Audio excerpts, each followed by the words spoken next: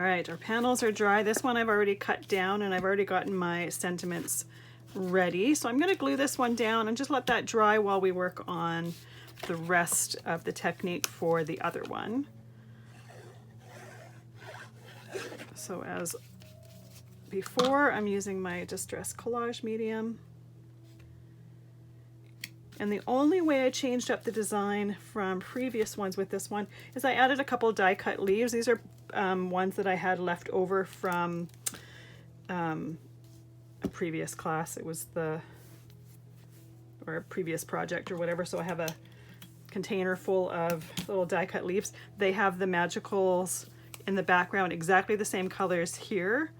I had just done a bunch of paper and then I die cut some and punched others. I was doing them for fall leaves.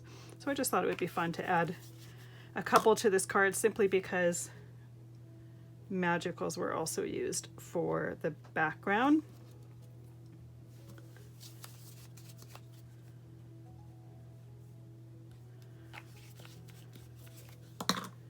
Just going to tuck them behind the die cut while the glue is still wet.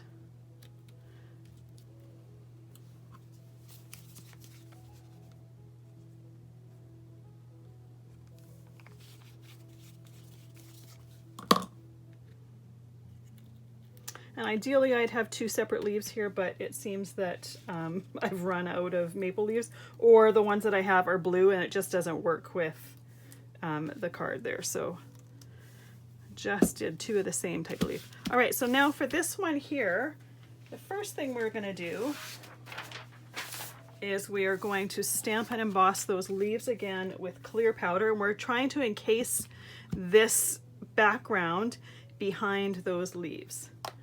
So let's get our stamp inked. Once again, I'm using the Versamark. It's a nice sticky clear ink, so we'll be able to see that background there through it. And I'm also using clear powder again.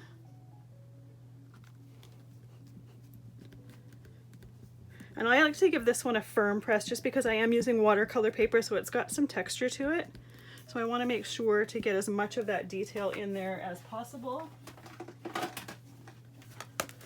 And you have to make sure that your background is 100% dry before doing this, because if it's not dry, your embossing powder is going to stick to anywhere there's moisture. So you're not going to be able to continue this while it's partially wet. It has to be 100% dry. Otherwise the powder is going to stick where it's still wet. There we go, tap off the excess.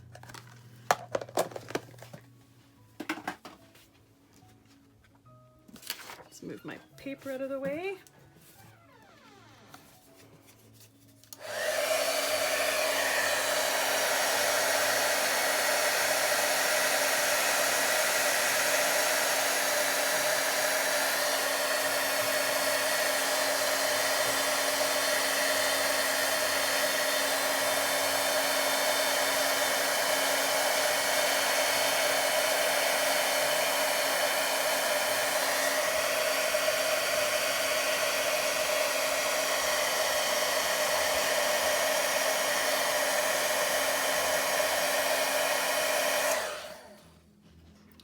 Turn it around.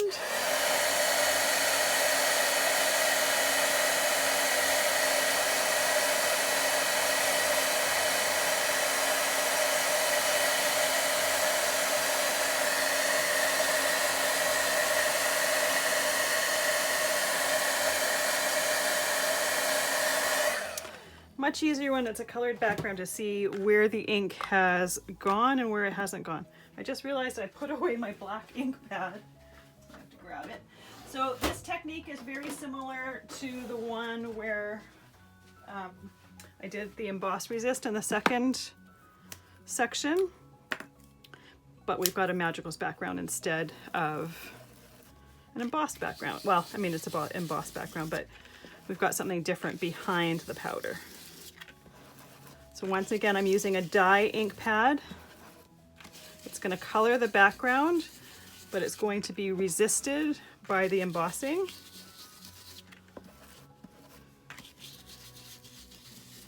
And I'm using this brush with it just because I like that you can get it really, really firm for this, so it's easy to get it into the nooks and crannies of the leaves.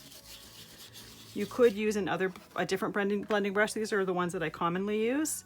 You could use that, but you just might have to work at it a little bit longer to get good coverage on your background.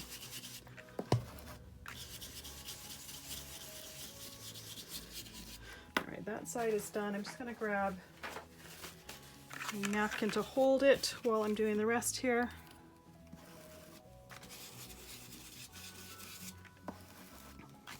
And if you preferred, you could wipe it down here too, but that dye ink is really not going to dry on your embossing powder or your embossed leaves. So nothing's going to be ruined or whatnot by waiting.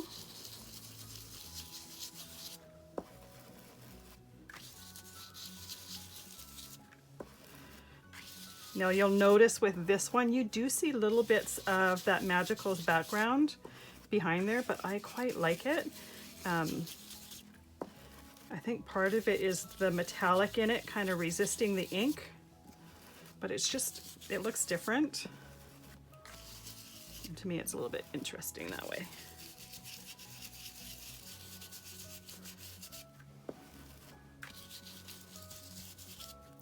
All right, now wipe away any of the ink that's covering the embossing. And if there's an area you think is not completely covered, you can go back in, just add a little bit more.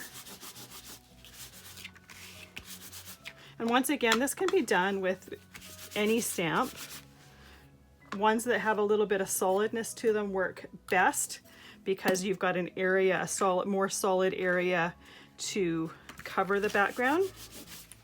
If by chance there's a little bit too much darkness on or dark ink on your embossing, you can take a baby wipe, just rehydrate that ink a little bit.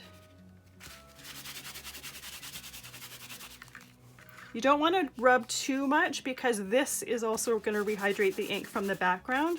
So I'm just doing a tiny little bit, just where it seems a little bit darker. And I could go back in again and do some more of the black there if I wanted, but I'm going to leave it. Put that away. Now this piece of watercolor paper is bigger than I need, so I'm going to cut it down. I need it to be 4 inches by 5 1/4, so I'm just going to do a little bit off of all 4 sides.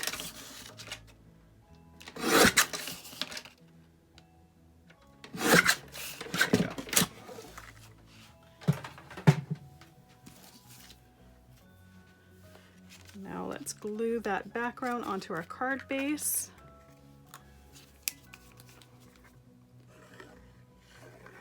And you'll notice the paper here has warped a little bit. I did get a little bit impatient towards the end and decided that I wanted to speed it up and used my heat tool. And that tends to make it warp a little bit more. But once it's glued to the card, you're not going to even notice that. It will completely flatten out.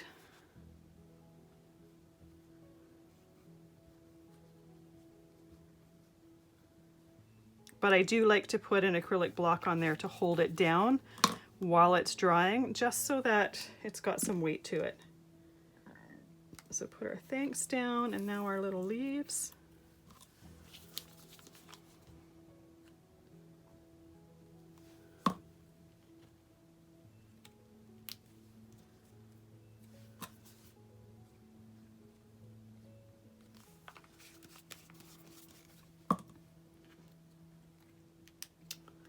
There we go. We'll leave that to dry. It's going to be exactly the same other than a little bit of placement, a little bit of different die cuts. There we have 2 different backgrounds that you can create with the Magicals powder. They're really, really fun to play with. I do have, like I said, I do have another video on here where I use them with other techniques. So I encourage you to check that out because they are really, really fun to create some wonderful backgrounds.